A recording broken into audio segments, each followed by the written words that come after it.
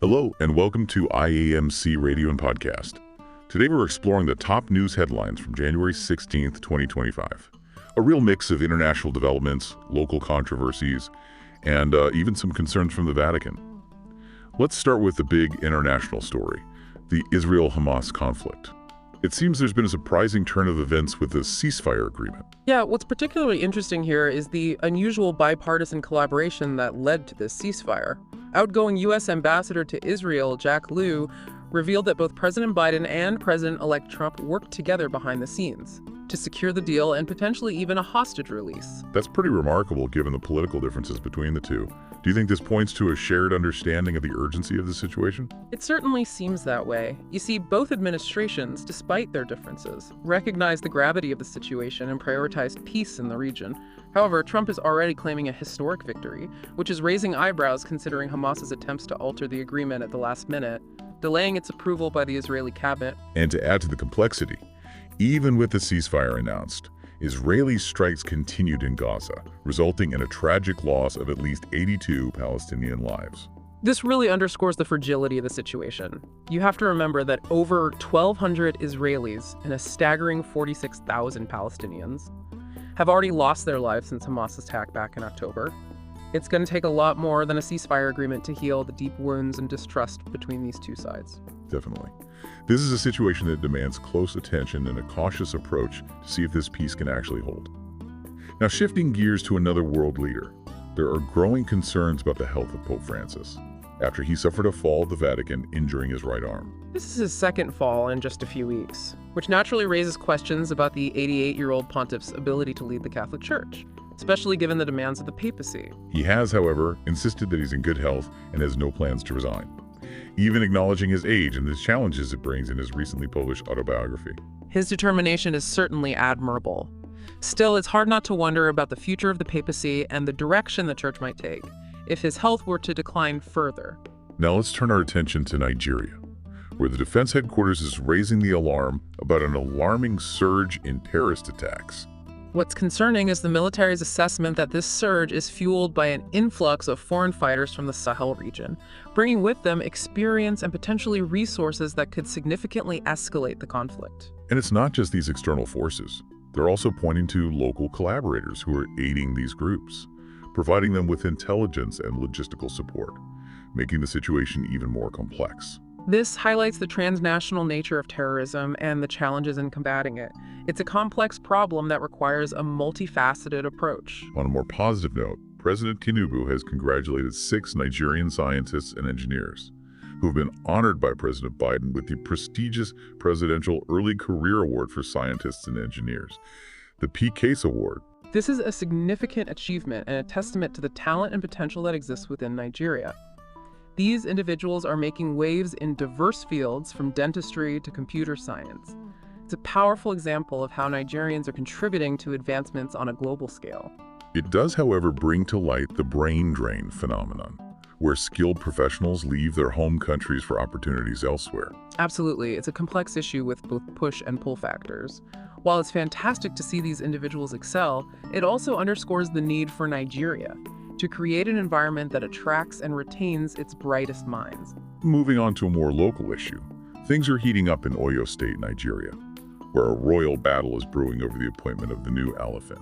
Prince Lukman Jibodezanin is challenging Governor Seyi Makin's appointment of Prince Akeem Awode, claiming the governor disregarded traditional selection processes, which are overseen by the Oyomezi, the traditional kingmakers. And to make matters even more complicated, the Oyomezi themselves are threatening legal action against the governor, demanding proof of his allegations of bribery against 2 of their members. This situation is a fascinating case study in the clash between traditional leadership and modern politics. The accusations of corruption and disregard for established customs add fuel to the fire, turning it into a potential powder keg. It's certainly a situation to watch, with the potential to impact the stability and legitimacy of the elephant's position. It really highlights the challenges that can arise when you're trying to navigate both tradition and modern governance, especially in a context as culturally rich as Nigeria. Finally, in Ondo State, The People's Democratic Party, or PDP, is pulled out of the upcoming local government elections just 2 days before the vote. This is a significant move that throws the legitimacy of the elections into question. They've cited concerns about the impartiality of the Ondo State Independent Electoral Commission, ODIC, and their commitment to what they call credible electoral practices. Is this a genuine concern about fairness, or could it be a political tactic to delegitimize the elections? It's hard to say for sure, but this action certainly injects uncertainty into the political landscape. It'll be interesting to see how it impacts voter turnout and the overall outcome of the elections. Stepping back for a moment, it's fascinating to consider the broader implications of these seemingly disparate events. For instance, the Israel-Gaza conflict has ripple effects far beyond the region. It influences global oil prices, international relations, and of course the humanitarian crisis unfolding in Gaza is a stark reminder of the devastating human cost of conflict. And the potential for escalation is a constant worry. One wrong move by either side could have catastrophic consequences, not just for the region, but for the world. Meanwhile, the Pope's health raises questions about the future direction of the Catholic Church. Will his successor continue on his path of reform and dialogue, or will there be a shift back to more traditional values?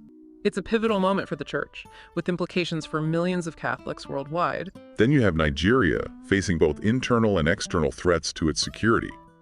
The influx of foreign fighters highlights the evolving nature of terrorism and the need for international cooperation to combat it effectively. And it's not just about military solutions. Addressing the root causes of terrorism, such as poverty, inequality, and lack of opportunity, is crucial to achieving lasting peace and stability. Speaking of opportunities, those Nigerian scientists and engineers being recognized in the U.S. demonstrate what's possible when talent is nurtured and given a chance to flourish. It's a powerful reminder that investing in education and research can have incredible returns, not just for individuals, but for entire nations. Imagine the impact they could have if they were working to address Nigeria's own challenges. That brings us back to the brain drain dilemma. How can countries create an environment that attracts and retains its brightest minds? What would it take for Nigeria to keep that talent pool at home? It's a multifaceted challenge that requires a combination of factors: strong institutions, quality education, economic opportunities, and a culture that values innovation and rewards hard work. That's a tall order, but it's a goal worth striving for. The future of Nigeria, and indeed any nation, depends on its ability to harness the potential of its people. And then you have the royal dispute in Oyo State, which highlights the tension between preserving tradition and adapting to change. On one hand, you have the governor representing the modern state, and on the other, you have the Oyo upholding centuries-old customs. Finding the right balance is essential for maintaining stability and legitimacy. It's a challenge faced by societies around the world, particularly those undergoing rapid transformation. How do you honor the past while embracing the future? Finally, the PDP's withdrawal from the Ondo local government elections raises questions about the state of democracy in Nigeria. Is it a genuine protest against unfair practices, or is it a political maneuver to undermine the legitimacy of the elections? Regardless, it underscores the fragility of democratic institutions and the importance of safeguarding them against manipulation and abuse. It's a reminder that democracy requires active participation from citizens and a commitment to upholding principles of fairness, transparency, and accountability. Without those, it's just an empty shell. And that brings us to a crucial point. What does all of this mean? What are the key takeaways from today's news? I think the overarching theme is interconnectedness. What happens in one corner of the world can have ripple effects across the globe. Whether it's a conflict in the Middle East, a papal health scare, or a local dispute over traditional leadership, these events are all interconnected in some way. And they all have implications for our understanding of the world and our place in it. It's a reminder that we're all part of a global community, and the choices we make, both individually and collectively, have consequences. It's easy to feel overwhelmed by the complexity of it all. But I think it's important to remember that even amidst chaos and uncertainty, there are stories of hope and resilience. Absolutely. Those Nigerian scientists and engineers making groundbreaking discoveries are a perfect example. They represent the power of human potential and the possibility of positive change, even in the face of adversity. Their achievements remind us that progress is being made even in unexpected places. And that should give us all a reason to be optimistic. It also highlights the importance of investing in education, innovation, and the next generation of leaders. They hold the key to solving the complex challenges facing our world. So what stands out to you as the most pressing issue facing the world today? What should we be focusing our attention on? For me, it's the escalating climate crisis. We're seeing the impacts all around us, from extreme weather events to rising sea levels, and yet we're still not doing enough to address it. It's a complex problem with no easy solutions. But you're right, inaction is not an option. What can we do as individuals to make a difference? It can feel overwhelming. There's actually a lot we can do. We can reduce our carbon footprint by making conscious choices, like using less energy, driving less, and eating less meat. We can support businesses and organizations that are actively working to address climate change. And of course, using our voices to demand action from our elected leaders is crucial. Exactly. It's a collective effort, and every individual action contributes to the larger solution.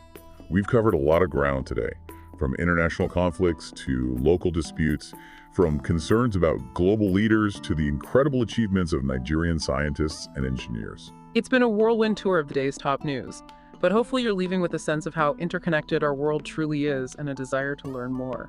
I hope our listeners feel empowered to dig deeper, question assumptions, and form their own informed opinions. In this age of information overload, critical thinking is more important than ever. We can't just passively consume the news. We need to engage with it, analyze it, and understand its implications. And most importantly, we need to use that knowledge to make informed decisions and take action in our own lives.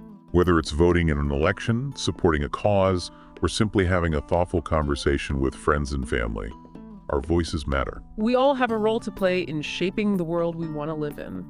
It starts with awareness and understanding. Well said. So as we wrap up, here's a final thought for our listeners. Stay curious, stay engaged, and never lose hope. The world is full of complexities, but it's also full of incredible people working towards a brighter future. And those stories of resilience and innovation are worth paying attention to. Thank you for listening to today's top news headlines on IAMC Radio and Podcast.